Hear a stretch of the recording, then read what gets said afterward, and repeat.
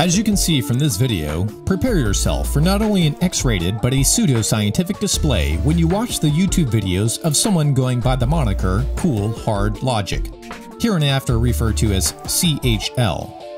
Besides changing the name of the Holy Bible to Holy and using the F word consistently through its videos, an assortment of many other childish rantings are displayed by a person who is obviously unwilling to give his real name. To put it bluntly, the video is anything but cool hard logic. It's more like warm, soft doo-doo, both culturally and scientifically. Rest assured, however, it is designed to intimidate the average person as it bombards him with a pedantic display of mathematical equations that purport to prove the points of the author. But in reality, the display only shows his ignorance, both of his own heliocentrism and, more importantly, of the geocentric system he wishes to discredit. CHL initiates his ignorance when he makes fallacious claims about what the Bible teaches, things which a first-year student in Sunday school could refute quite easily.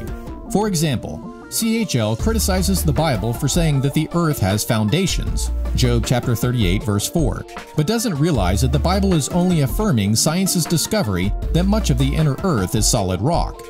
CHL also claims the Bible forbids the eating of pork, as well as bats and heron, but fails to state that the prohibition exists only in the Old Covenant, which is no longer in force, and the very reason Jesus Christ in the New Testament stated that any food was edible, Luke chapter 11 verse 39.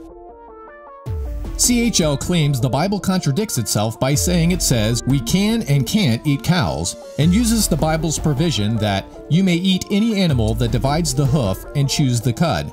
You may not eat any creature that moves along the ground, as its proof text, but fails to understand that creatures that move along the ground refers to insects, not cows.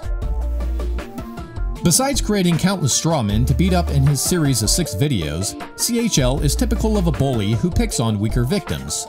CHL's author consistently argues against a moniker named FernieBoy100. It is apparent that FernieBoy, although his heart is in the right place, made some scientific mistakes when explaining how the celestial bodies operate. So the question comes up that why would Polaris stay in the same place if the Earth is tilting?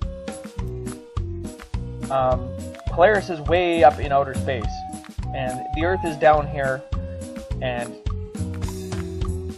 like I say, Polaris is a long ways away from Earth. CHL wastes no time in making the whole geocentric movement appear bogus based on FernieBoy's ill-fated conclusions. At 1 minute and 28 seconds, CHL cites FernieBoy stating that geocentrism is the only correct model of cosmology because if the Earth is tilted, then the Earth can never really point towards Polaris, or that Polaris would need to move around to stay with the Earth. FernieBoy is obviously wrong, but consensus geocentrism does not advocate FernieBoy's analysis.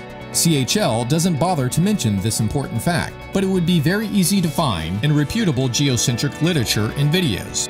At 2 minutes and 40 seconds, CHL begins a bogus argument that in the geocentric system, it would be impossible for the Sun to move up and down in an arc without defying the laws of physics.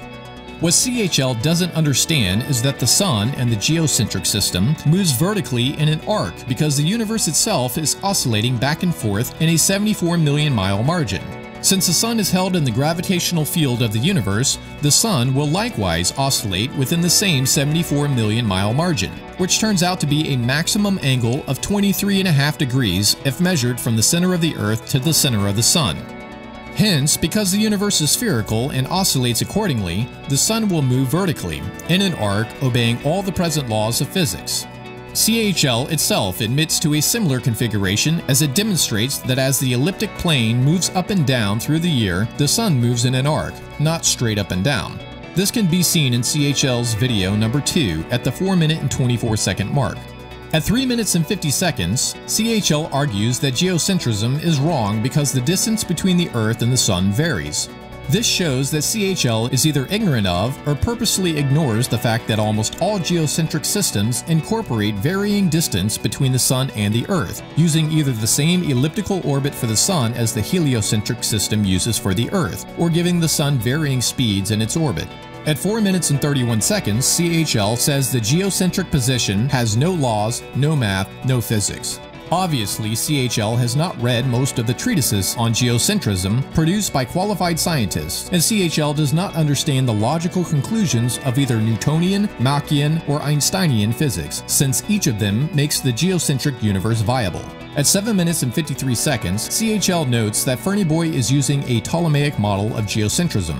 Whether he does or doesn't, this is a straw man argument, since no reputable geocentric scientist today uses Ptolemy's model. Apparently, CHL is not familiar with modern geocentrism, namely the Tychonic and Neo-Tychonic models.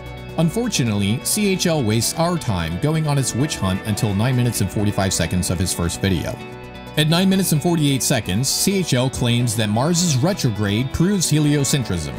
At 9 minutes and 56 seconds, CHL says this was key to disproving the view of the ancients. Obviously, CHL doesn't know either astronomy or the geocentric system, since in the Tychonic model, the retrograde motion of Mars is exactly the same as the heliocentric model. At 10 minutes and 26 seconds, CHL says that retrograde motion can be observed even if we put Earth fixed in the center and watch the Sun go around the Earth and the planets go around the Sun. CHL then slams Fernie Boy at 10 minutes and 44 seconds for not being able to see this movement because Fernie Boy is using the Ptolemaic model. CHL doesn't realize that its own animation of the Earth-centered view at 10 minutes and 26 seconds is actually the reigning geocentric model today, the Tychonic model. In other words, without knowing it, CHL admits the Tychonic system has the same retrograde motion of the planets as the heliocentric system. Obviously then, retrograde motion does not prove heliocentrism. At 11 minutes and 8 seconds, CHL claims that Ptolemy's problem was gravity, you effing retard. For all CHL's bluster, it doesn't understand that gravity was not the problem for Ptolemy's model, since gravity is a dynamic issue, not a kinematic issue. Moreover, famous heliocentrists such as Copernicus, Galileo, and Kepler knew nothing about gravity. They worked strictly from kinematics. At 11 minutes and 21 seconds, CHL claims that we don't use epicycles today. The problem for Ptolemy wasn't epicycles. The problem was that Ptolemy didn't know the distances to the planets, but in place of that ignorance, he provided 6 variables for correction for those who might find the correct distances. As for epicycles, Copernicus's system was more complex than Ptolemy's since he used 48 epicycles, whereas Ptolemy used only 40.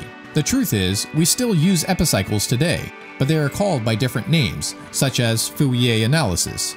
The reason we need such crutches is that it is next to impossible to determine the exact revolutions of the planets due to their constant perturbations. We can estimate them, but they are never exact, since we have no math beyond a 3-body problem to calculate them. At 11 minutes and 26 seconds, after displaying wild gyrations and comical music of the geocentric Tychonic model, CHL claims that only the heliocentric view has non-physics defying elements. Obviously, CHL doesn't understand that the same dynamic and kinematic laws are used in the Tychonic system as in the heliocentric. Of the two models, however, the geocentric is the most stable since it requires only a rotating universe whose massive size will create enough inertia to keep it revolving around Earth ad infinitum. Conversely, heliocentrism has the problem of explaining why the Earth's rotation does not decay but is always 23 hours, 56 minutes, and 4.7 seconds, whereas evolutionists, with whom CHL is favorable, teach the Earth spun much faster millions of years ago. Logically, if it spun much faster many years ago, we should be able to detect it slowing down today by comparing 2 points of rates. Since Venus and Saturn have decayed rotation rates, why not Earth?